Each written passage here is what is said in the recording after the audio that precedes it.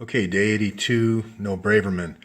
I know this can be a little overwhelming, and so that's why I try to just do a little bit more at a time so that it offends most people's sensibilities and it overwhelms your sensibilities. So if you take it all in at once, you just say, there's no way this can be true. That's why I'm methodical with the proof, with the emails in the hands of the conspirators, and slowly build the case. So I'm gonna keep going, and this is going to be from a law enforcement angle. I think I've set this up and built this along well enough that you'll see that this is going to be a CIA plan for how to control law enforcement overseas, and then how to control protest groups. So first you get the protest group. This is Otpor, Popovic, the color revolutions. You get that going, and then you train the police to crack down to get control of the country. So it's really one hand washing the other here. You're going to see the method of using the police in these sex rings. It ensures complete control of the police force. That's the bottom line. That's why you're going to see gang rapes by police, small groups within police forces all around the world. And now you're going to see how it's coming back to the United States, okay? So it's not me saying this, it's police in other countries saying this, and fact checkers doing movies about this. Also, reporters every once in a while report on it, as you see here. So there's a huge, as you can see, Hillary and Cheryl are very concerned about all the DynCorp stories because they know what's going on. They're using contracts, police training contracts, to run this this sex trafficking. Now they are going to say, "Oh, we did this for national security. We did this because we had to control these police forces around the world, and we had to give them reward and so forth in order to control them." And all I'm saying is I want the program to stop because I think that's not a moral use of war victims, of orphans and women. So it's morally corrupt, and it just needs to be stopped. I'm not looking to destroy anyone. I do think there is claims that can be made. I do think the victims should be compensated.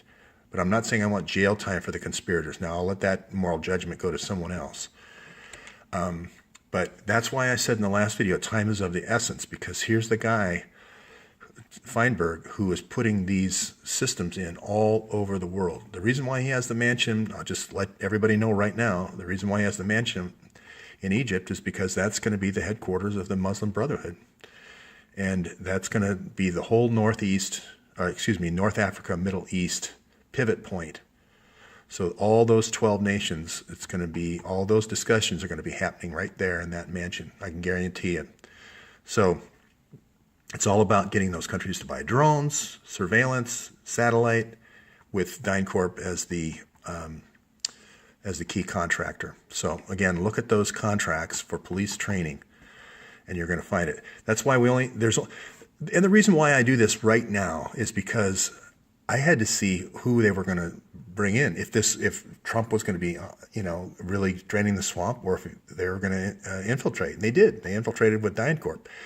So the time to hit is right in between the two administrations with the truth, because there's that, the French call it le temps entre, the time in between. The previous administration doesn't want to order anything up because they're going in 6 days or 7 days, and the new people are not in yet. So this is the time for a truth campaign to expose DynCorp and get Trump to drop DynCorp. If you drop DynCorp, that undoes the whole thing, because then the pressure on Sessions, then the pressure on John Allen at DHS goes away, the pressure increases on the FBI.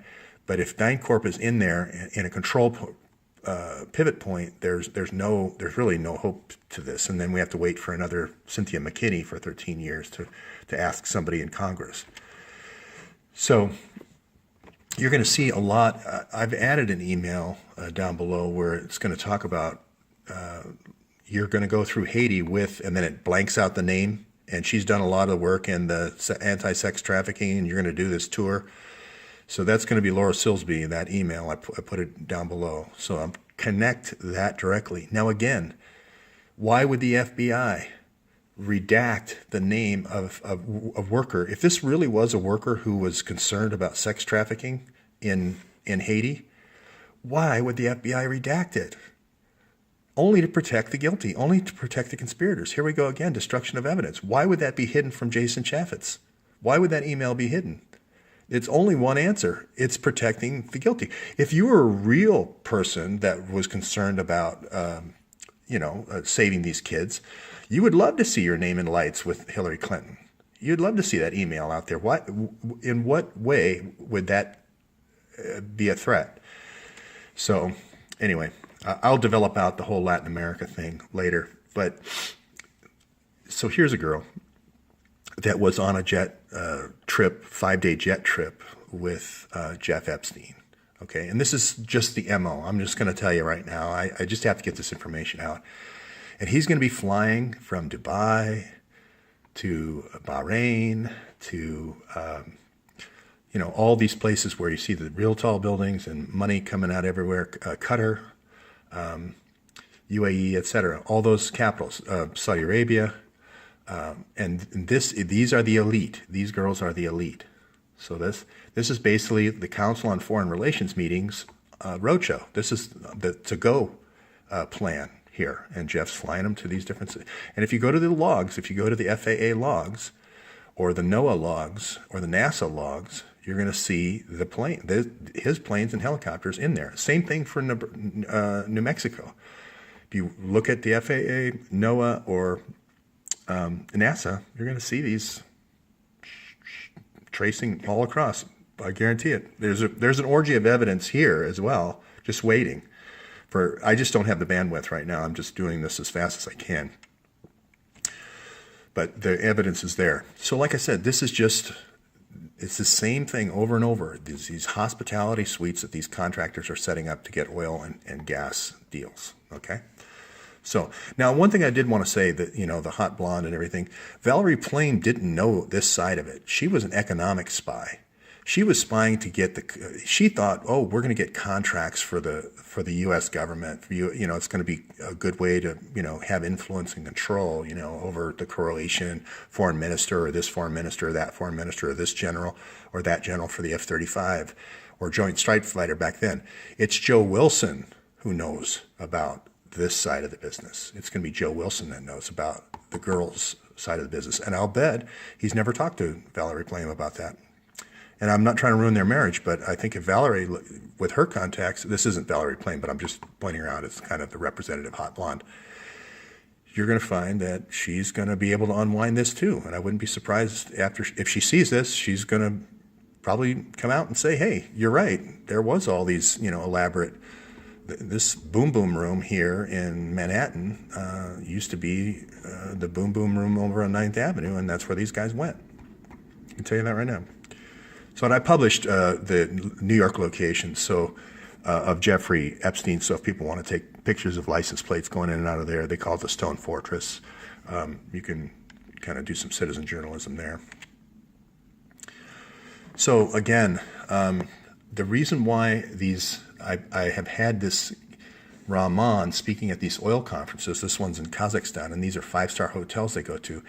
The hospitality suites are everywhere he goes. So you follow him to these hospitality suites, you're going to have the girls there. I'm just telling you. That's why I've had him there for about 20 days now. I know that sounds unbelievable, but these kids are going somewhere. They're going somewhere, and they're going to these holding pens in different cities. There's going to be some in Kazakhstan. There's going to be some in Kazakhstan. There's going to be some in Uzbekistan. Everywhere the pipeline goes through, you're going to have these sex brownstones. I know it sounds way off the mark, but if you really think it through and you really follow the kids and you follow the oil and you follow the money, you follow the arms, it all lines up. And you're going to see it with DynCorp contracts in every one of those cities. Training police, guaranteed. So, America, bringing home this police training, bringing home Pug Winnecour's police training, if you want to call it that, using kids, abducting kids to do that. And you call them different operations. This is just one of them. This is the one they're running in Columbia, Underground Railroad. So, bringing it home, this is who's bringing it home. The think tank here is bringing this home, and it's called JTTF. They ran it for military schools first, for MPs, military police first, on near CIA U.S. Bases. So you're going to find the one that there's a huge base out in Nebraska near where the Franklin was. And so they're going to be near these bases. You're going to find one up in Seattle near Fort Lewis. You're going to find, you just go for the base and then go for the CIA operation and then go for the police training program where DynCorp has a contract. And that's where you're going to have one of these located. I know it sounds like this could not possibly be, but literally, if you'd never been to America before and you're from Kenya, or let's say, I don't know, Congo in 1920 or 1950, and you'd never seen a McDonald's before, you'd be surprised at the first McDonald's. And then you went to the next city and you see another one. You go, oh my gosh, these are all over. It's the same thing. This is just a franchise. It's just a franchise. And it's this asset forfeiture, I'm going to just say it again, this technique of going into a country, disrupting, destroying individual rich people that are you perceive them to be your enemies through a disruption campaign, getting their assets, funneling your assets through your chosen guy, who's going to be Carlos Slim in Mexico.